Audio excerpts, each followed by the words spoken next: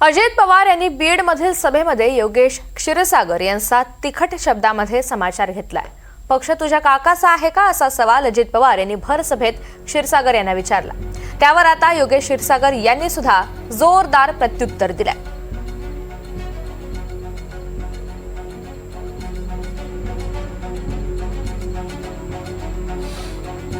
माझ्याकडे द्या, मग मी उभं करणार। अरे तू काय एकटा मालक झाला का?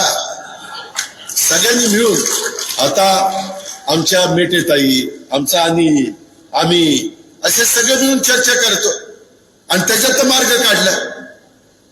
हुकुमशाही नाही चालत, मी म्हणेन तीच पूर्व दिशा, असं नाही चालत।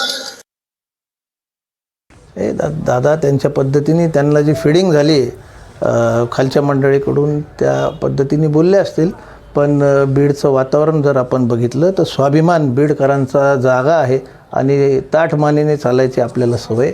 त्यामुळे बीडकर चांगला प्रतिसाद भारतीय जनता पक्षाला आम्हाला देत आहेत।